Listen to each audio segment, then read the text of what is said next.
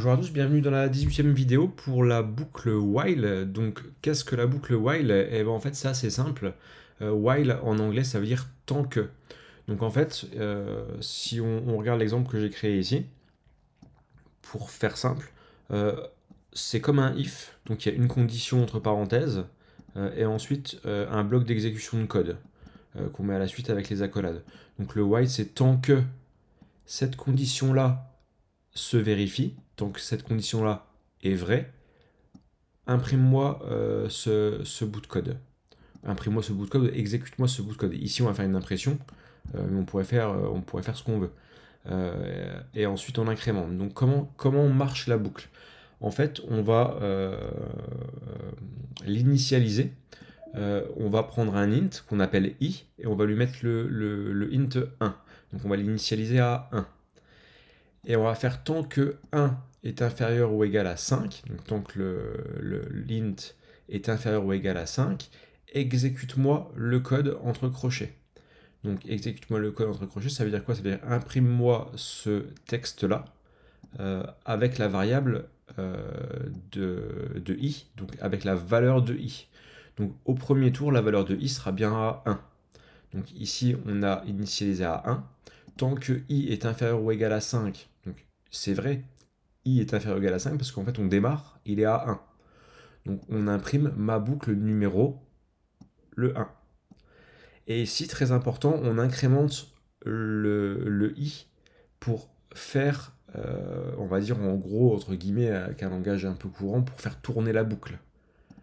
Donc ici, une fois qu'on a exécuté ce code-là, on l'a imprimé, on incrémente et on passe le i au lieu qu'il soit à 1, il va être à 2. Donc on reste dans donc là on n'exécute pas le code de la fin, puisqu'en fait la boucle while, il faut qu'on sorte de la boucle while pour qu'on aille faire le code suivant.